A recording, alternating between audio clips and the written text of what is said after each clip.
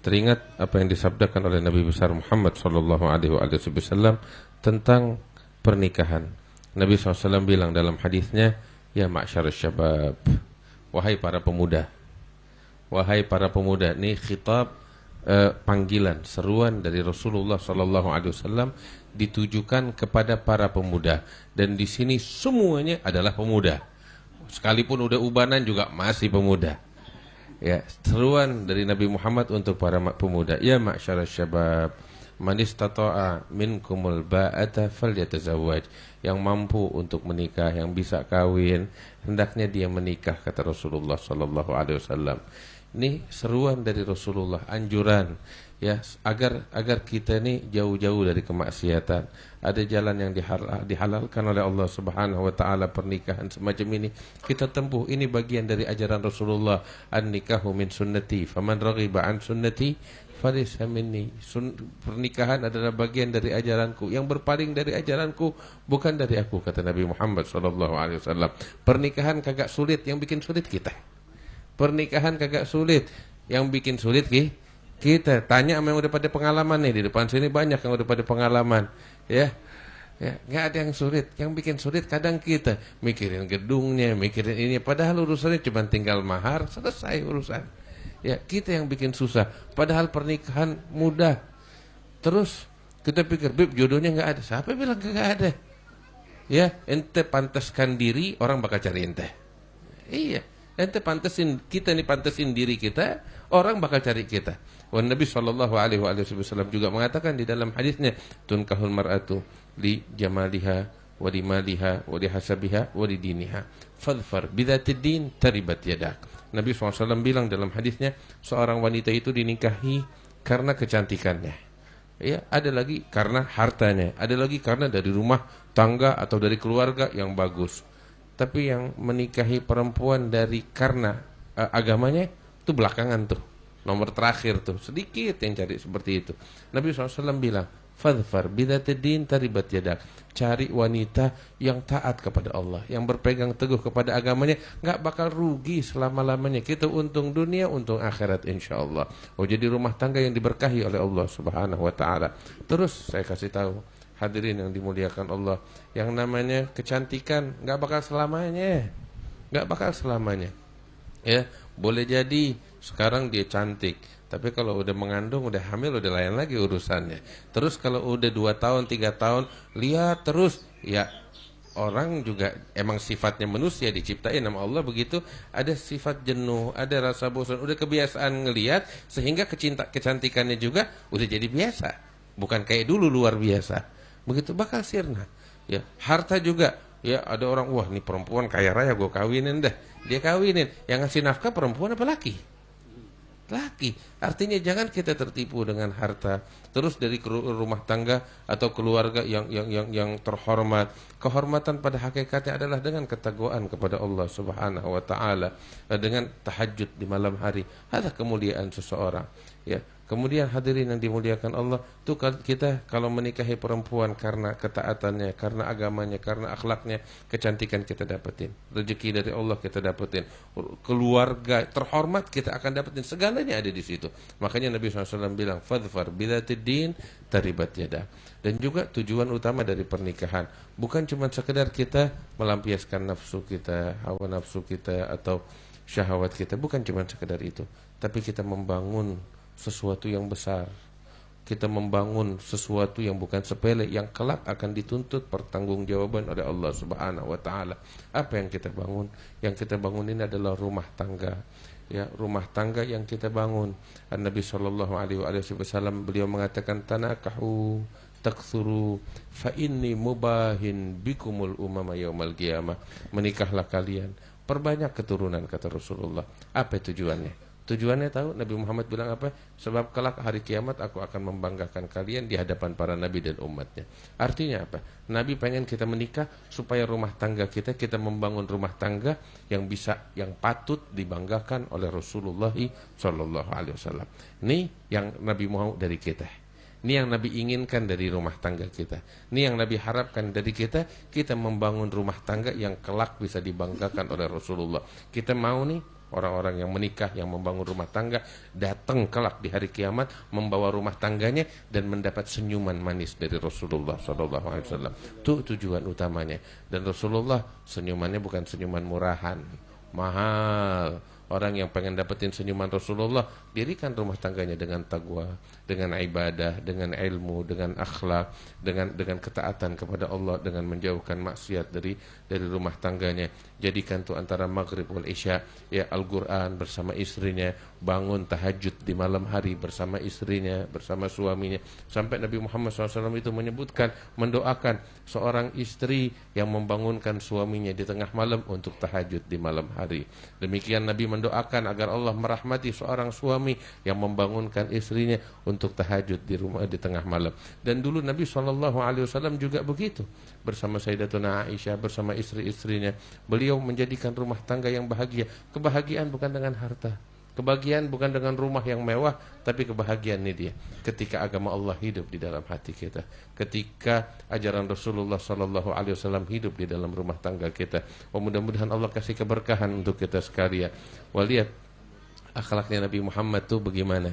Nabi SAW ya, itu pernah sekali Sayyidina Jabir cerita, Jabir bin Abdullah Al-Ansari, sebagaimana diriwayatkan oleh Al-Imam Al-Hafidh Abu Muhammad Abdullah bin Muhammad ibn Hayyan Al-Asfahani di dalam kitabnya Akhlaqun Nabi SAW, di dalam hadis dengan sanadnya Rasul SAW itu diceritakan bahwasanya pernah sekali Nabi SAW kembali dari satu medan perang bersama para sahabatnya.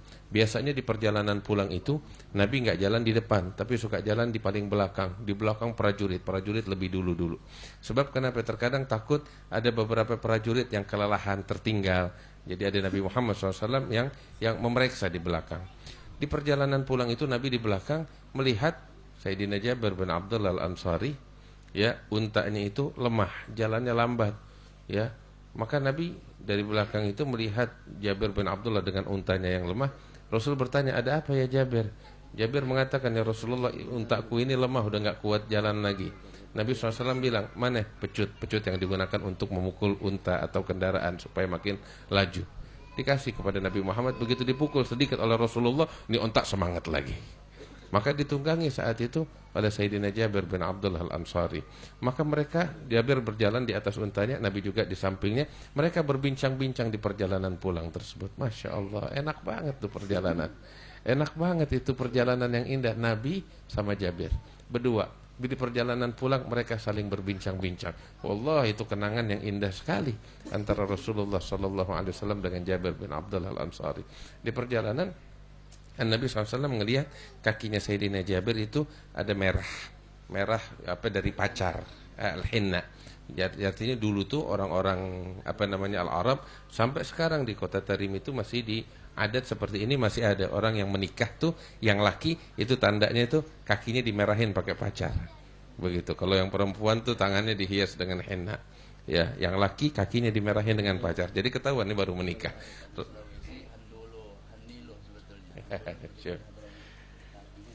Dipacarin seperti itu. Dan Nabi SAW melihat sufrah di kakinya Sayyidina Jabir bin Abdullah Al-Ansari. Nabi SAW bilang, ya Jabir, tazawwaj, engkau baru menikah. Jabir bilang, iya ya Rasulullah, aku baru menikah. Nabi SAW nanya, penasaran, abikran am thayyib, yang engkau nikahi ini perawan, gadis, apa janda? Sayyidina Jabir bilang, ya Rasulullah, saya menikahi janda. Oh, Nabi kaget, engkau masih muda tapi menikah dengan janda. Iya ya Rasulullah. Kenapa? Kata Rasulullah SAW, ya Rasulullah, ayahku Abdullah ya terbunuh di medan perang, dan dia meninggalkan 7 anak perempuan, saudara-saudara perempuanku. Mereka semuanya masih kecil-kecil, sehingga yang harus menanggung kehidupan mereka itu saya ingin menikah. Kalau saya menikah dengan perawan yang juga masih anak-anak kecil, saya cuma tambahin tanggungan di atas tanggungan saya.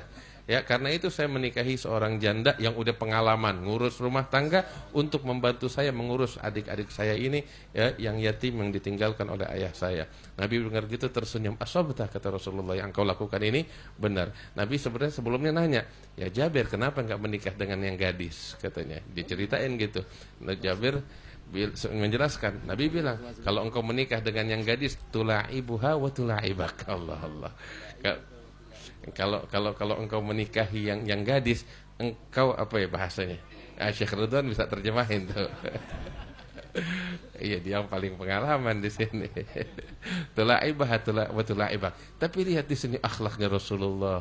Apa kelembutannya Nabi Muhammad, bagaimana ketika beliau berbincang dengan sahabatnya, beliau bilang, ala bikran ya Jabir tula'ibaha wa tula'ibak, tidakkah engkau menikahi seorang gadis sehingga engkau bermain dengannya dan dia juga bermain dengan engkau. Masya Allah, itu bahasa yang sangat santun tapi dalam maknanya, wahada Rasulullah sallallahu alaihi wasallam.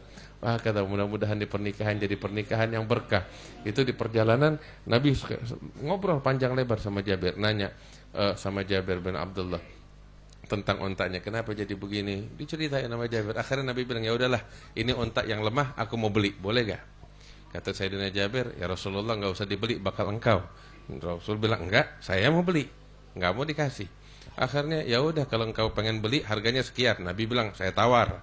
Ditawar, naik turun tuh harga sampai akhirnya sepakat sekian dirham. Mereka melanjutkan perjalanan. Nabi bilang, udah saya beli dan engkau saya izinkan untuk menungganginya sampai ke Madinah. Begitu sampai di Madinah, ya Rasul langsung masuk ke rumahnya istirahat. Jabir menurunkan perbekalannya dan mengantar unta kepada Rasulullah yang udah dibeli sama Nabi Muhammad SAW. Ternyata Nabi udah pesan sama satu sahabat, kalau Jabir nanti datang bawa untanya, kasih dia ini uang untuk membayar itu unta.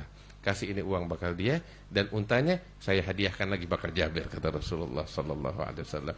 Hakala akhlak yang mulia, laqad kana sallallahu alaihi wasallam ahsanan nasi khuluqan wa khalqan. Hada Rasulullah sallallahu alaihi wasallam. Insyaallah malam hari ini malam yang bahagia, bakal kita makin kita dekat dengan Rasulullah. Kalau tadi Syekh Ridwan bilang kita semuanya rindu pengen jumpa kepada Nabi Muhammad, wallah kita semuanya rindu pengen ngelihat beliau. Cuman kalau kita menoleh ke diri kita, jujur kita nggak pantas. Dosa kita banyak, kesalahan kita banyak. Saya nggak tahu kalau kita ketemu sama Nabi Muhammad mau ngasih muka bagaimana kepada Rasulullah, dengan muka yang bagaimana. Ya kalau harapan sih besar, keinginan besar, cuman juga rasa takut dan rasa malu juga besar kepada Rasulullah SAW. Sampai kadang kita nggak berani mau minta jumpa sama Rasulullah, nggak berani, takut dengan wajah yang bagaimana kita ngadap kepada beliau. Ya Rabb, mudah-mudahan Allah ampunin dosa-dosa kita, Allah bagusin keadaan kita, Allah jadikan kita ini punya tempat yang spesial di hatinya Rasulullah SAW. Wa insyaallah kedua mempelai dijadikan oleh Allah sebagai rumah tangga yang berkah, bagaikan rumah tangganya Rasulullah sama Sayyidah Aisyah, bagaimana rumah tangganya Rasulullah dengan Sayyidah Khadijah, bagaimana rumah tangganya Rasulullah dengan istri-istrinya Nabi Muhammad sallallahu alaihi wasallam, ya rabbal alamin.